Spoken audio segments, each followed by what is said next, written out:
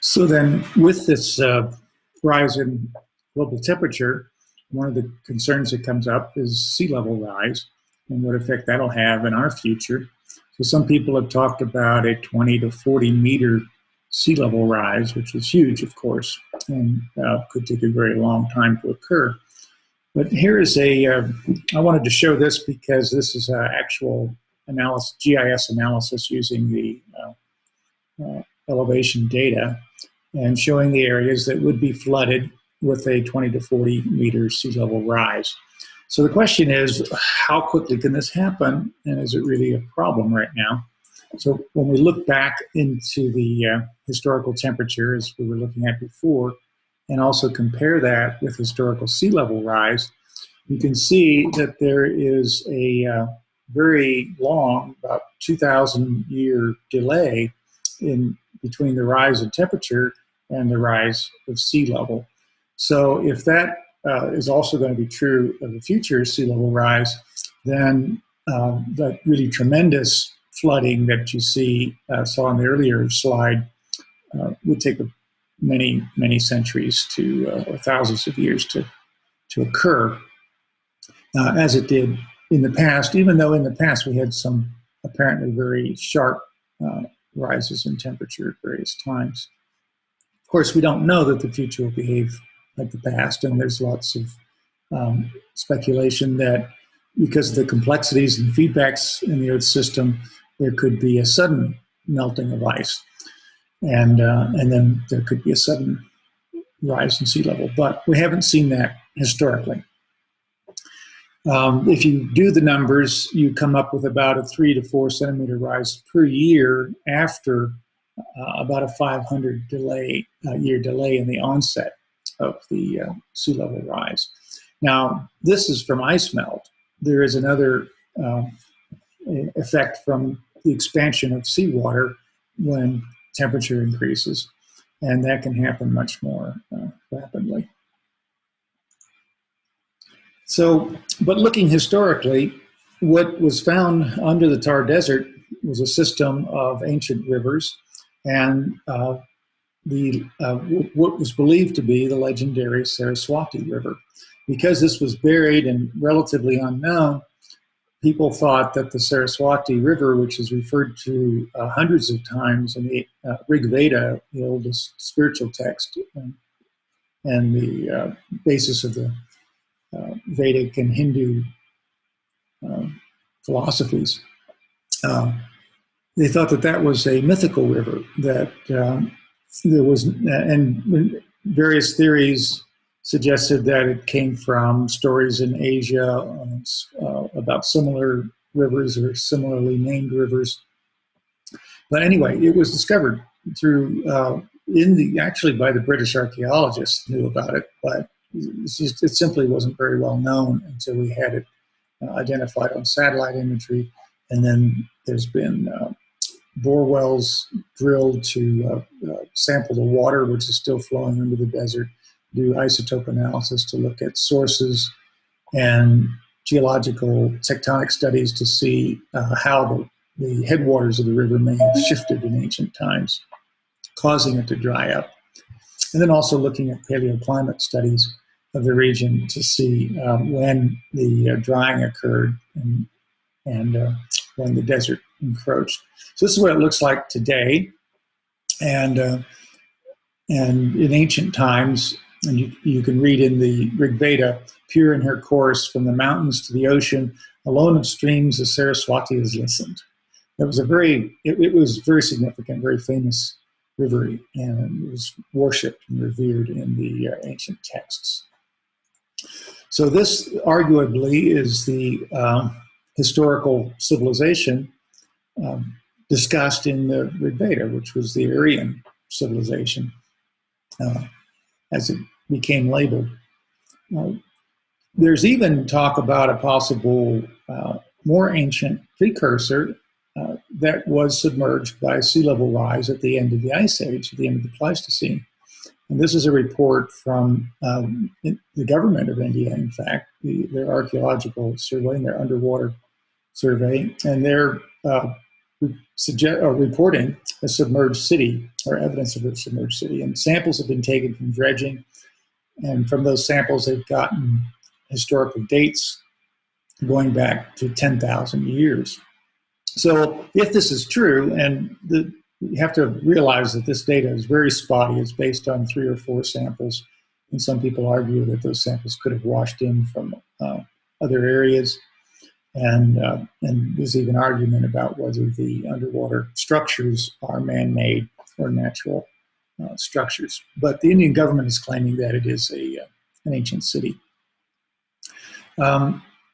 So the possibility here is that, and it would make sense that the radiation of people in very ancient times from Africa took 2 courses. One went to the north through Asia, and the other went along the coast, along the Indian coast, and then eventually reaching Australia.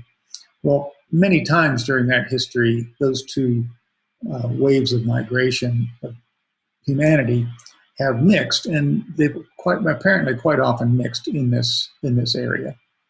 And so even genetic studies show that there's quite a number of periods going back a long time of mixing of these 2, what's called the ancestral North Indians and the ancestral South Indians.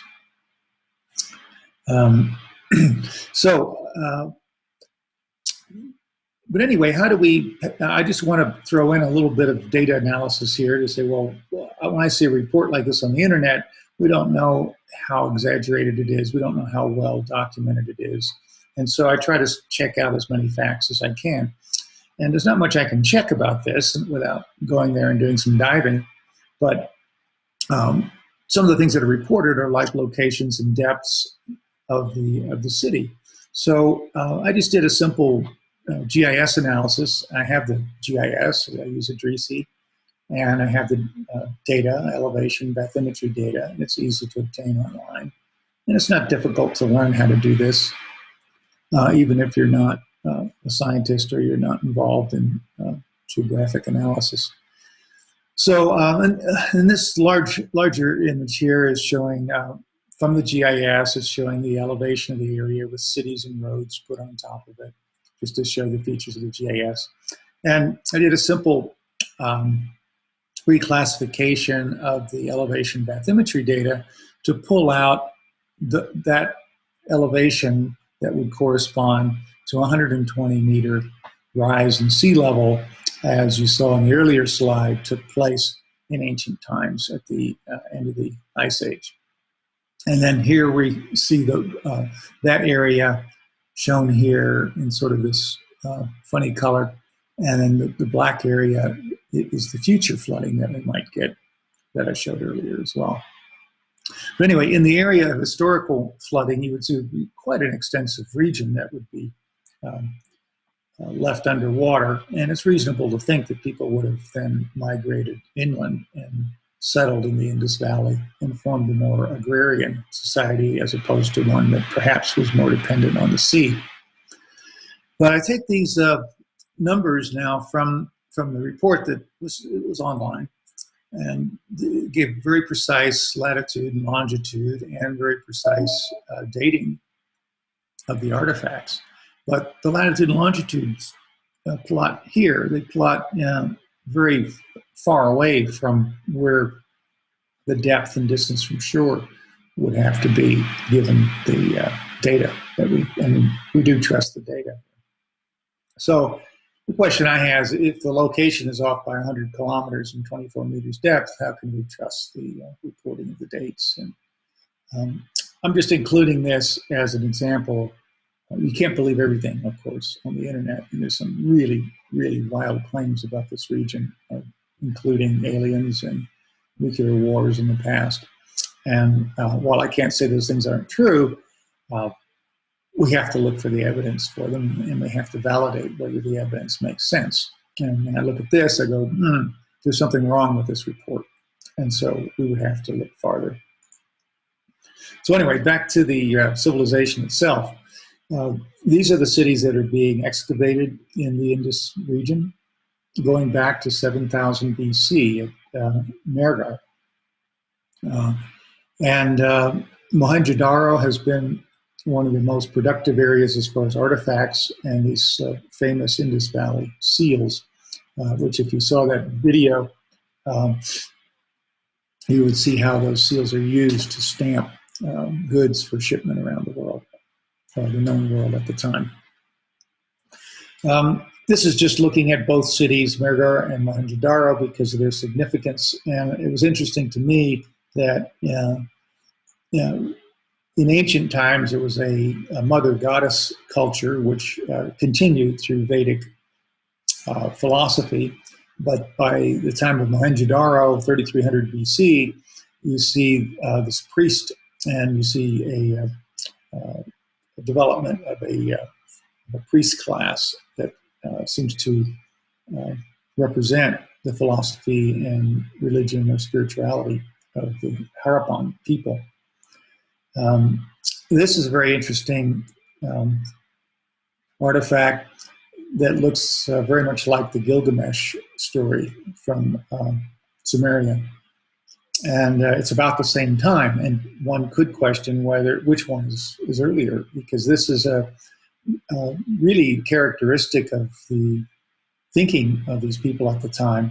And you have an enlightened, arguably enlightened figure. This is a symbol of the 6 chakras and perhaps a balance of the inner balance of the human. And the elephant is traditionally a symbol of strength and removal of obstacles. So this is a very capable person being separating two forces of nature. And you'll see this idea of duality and non-duality coming up in the Vedic thought system. And that was not supposed to happen. So we'll end it.